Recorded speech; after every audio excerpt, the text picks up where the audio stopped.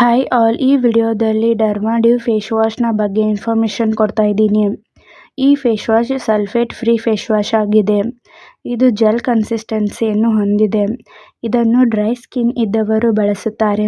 ಇದನ್ನು all skin ಟೈಪ್ದವರು ಕೂಡ ಬಳಸಬಹುದು. ಈ ಫೇಸ್ ವಾಶ್ನ ಹೇಗೆ ಯೂಸ್ ಮಾಡ್ತಾರೆ ಅಂದರೆ, ಈ ಫೇಸ್ ವಾಶ್ ಸ್ಕಿನ್ನ ಮಾಯ್ಶ್ಚರೈಸ್ ಮಾಡಲು ಸಹಾಯ ಮಾಡುತ್ತದೆ, ಬ್ರೈಟ್ ಮಾಡುತ್ತದೆ, ಹಾಗೆ ನಿಮ್ಮ ಸ್ಕಿನ್ನ ಸಾಫ್ಟ್ ಮತ್ತು ಸ್ಮೂತ್ ಮಾಡುತ್ತದೆ.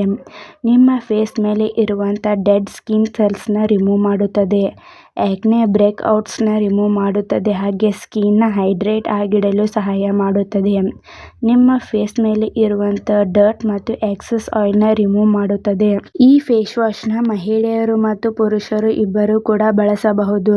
ಈ ಫೇಸ್ ವಾಶ್ನ ಹೇಗೆ ಯೂಸ್ ಮಾಡಬೇಕಂದ್ರೆ, ಡೈಲಿ 2 ಟೈಮ್ಸ್ ಮಾರ್ನಿಂಗ್ ಮತ್ತು ನೈಟ್ ನಿಮ್ಮ ಫೇಸ್ಗೆ ಅಪ್ಲೈ ಮಾಡಿ ಮಸಾಜ್ ಮಾಡಿಕೊಂಡ ನಂತರ ತೊಳೆಯಿರಿ.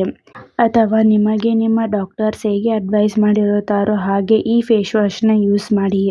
ಈ ಫೇಸ್ ವಾಶ್ ಹೇಗೆ ವರ್ಕ್ ಮಾಡುತ್ತೆ ಅಂದರೆ, ಇದರಲ್ಲಿ ಅಲೋವೆರಾ ಮತ್ತು ಫಿಯಾ ಎಕ್ಸ್ಟ್ರಾಕ್ಟ್ ಎಂಬ ಮೆಡಿಸಿನ್ಸ್ ಇವೆ.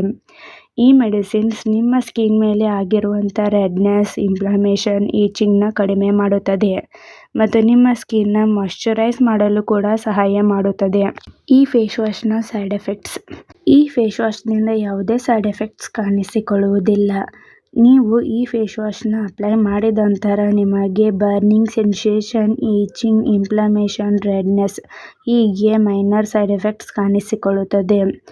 ಈ ಫೇಸ್ ವಾಶ್ ನಿಮ್ಮ ಸ್ಕಿನ್ಗೆ ಅಡ್ಜಸ್ಟ್ ಆದ ಮೇಲೆ ಈ ಸೈಡ್ ಎಫೆಕ್ಟ್ಸ್ ಎಲ್ಲ ಡಿಸಪಿಯರ್ ಆಗುತ್ತದೆ. ಒಂದು ವೇಳೆ ಹೀಗೆ ಲಾಂಗ್ ಟರ್ಮ್ ಆಗಿ ಕಾಣಿಸ್ಕೊಳ್ತಾ ಇದ್ರೆ ಕೂಡಲೇ ಡಾಕ್ಟರ್ಸ್ನ ಕನ್ಸಲ್ಟ್ ಮಾಡಿ.